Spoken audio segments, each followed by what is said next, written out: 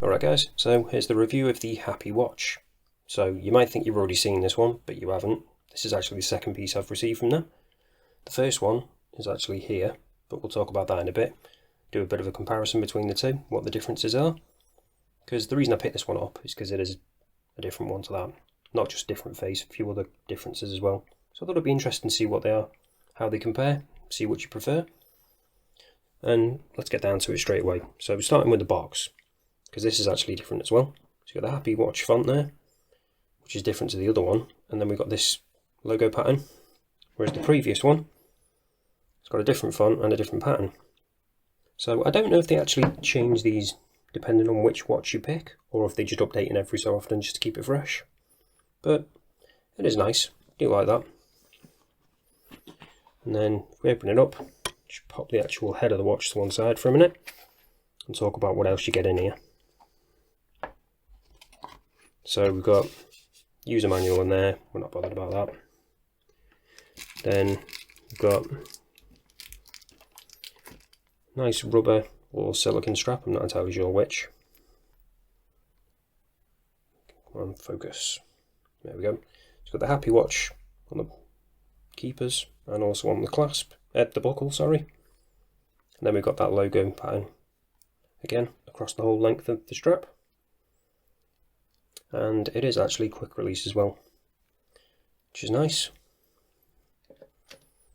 With both watches you do actually get two straps. So with this one it came on this leather strap, and then it also came with a NATO, I think, but I'll leave links to the review for that one if you want to check that one out in a bit more detail. As soon as I pick that up, actually I'll quickly talk about this. So they actually sent me this as well with the watch this time, which is a nice little touch. Whether you'll get one of these if you buy the watch, I'm not too sure. I think it might be something they just send out to reviewers possibly. But it's a little bit of fun, do quite like that. Might be featuring in some videos in the future. But at the moment we'll just leave them there and pop that back on. Now getting back to this. So the other strap that came with this one, well, it's not a strap, it's a bracelet. This is the main reason I wanted to try this one out. I wanted to see what the bracelets were like, see if they were any good. So we've got the Happywatch at the bottom there. Then we've got that logo again on the other end. So it's just a butterfly clasp. Nothing too fancy. But because the links are pretty short, you can get a decent size and decent fit. So it shouldn't be an issue. And then we've just got push pins on that as well. And they do actually provide in the box a little tool to do that, which is good, because these are handy, these. And then you've got the quick release pins. Oh, actually I forgot to say, the bracelet actually has quick release pins as well. They've just come out of there. So you've got quick release on the bracelet and on the strap, which is good.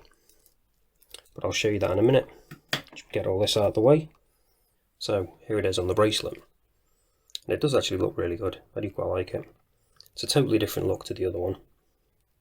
It's a lot more chunky, a lot more masculine, I'd say. So I'll quickly bring that one in and show you the side-by-side comparison. So quite a sizable difference when it comes to the case. So this one's a 33mm, whereas this one's a 41. But you've also got some slight differences in design as well. So you don't have this little bit that protrudes out at the bottom on this one. And then you've got a thicker case with like a thicker bezel as well, whereas this one's got a really slim bezel on it. Thickness wise, they look more or less the same. Crystal and bezel bit on that are a little bit higher, but I'll quickly do a measurement and show you what they're like. 39, and like I said, with the other one, that is at 33. And that is actually measuring at 33. So we've got 8.8 on that one, and then 9.7 on that. So a little bit chunkier, but not by much. We've got 20mm lug width, which again, with this one, it's the same. So if you do get a couple, if you want to pick up a few different versions of these, you can interchange straps and stuff. Although they do try and match them to particular watch face, but if you want to mix and match you can. Now, when it comes to lug, on this larger version you've got 47mm, then on this one, the smaller one, you've got a far more compact 41. So pretty sizable difference really, although it's only slight subtle changes. Overall they do make a big difference, I think. Like I say, this one just feels a bit more substantial. I wouldn't say it was large. So I'll quickly show you now whether we've got sapphire on them, using the trusty diamond selector too. And yeah, we have got sapphire crystal, and that's the same for the other one as well. So that doesn't change depending on which one you get. So they're just really fun pieces, I think, and there's so many different designs to choose from, and also, like I say, different case shapes, different case finishes, this one being coated, this one being just stainless steel. You can mix and match if you want to get a few. You get different straps, rubber ones, NATOs, bracelets, vegan leather. So just really nice, really fun. So before I try them on wrist, I'll quickly show you some details on these dials, so we can talk about some of the little subtle differences between these two. So you've got a great bit of depth on both. I do like that, and I do like the way the crystal plays with the dial at the edge as well. That interesting finish makes it look almost like serrated or something along the edge. There's a nice touch. So when it comes to these actual dials themselves, you could probably see there's a bit of a difference. So with this one, it's got like the straight hands, which look almost like eyes in the centre with the dot, and then this has got more like the fangs of the snake, I guess. So it makes it a little bit more difficult to read, but these aren't the kind of watches you're going to be realistically using just to tell the time accurately. They're more just something you're going to wear for a bit of fun. So they both have the Happywatch text on the dial. On this one you can see it at the bottom there on the tongue, and then this one has got it on the body of the snake. So when it comes to telling the time, I'll start with this one first. So like I say, it's a little bit more difficult on this one, because they do kind of arc around and they're not pointing directly at it, although the tip does.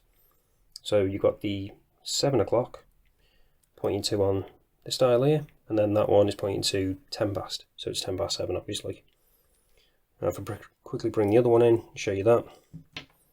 So that is a little bit more clear on that one, and again 10 past 7. So you've got the 7 o'clock on this one, and then the 10 past on that one. But again, are you really going to be that bothered about telling the time on these? Well, in a hurry anyway, probably not. It's all about those fun dials.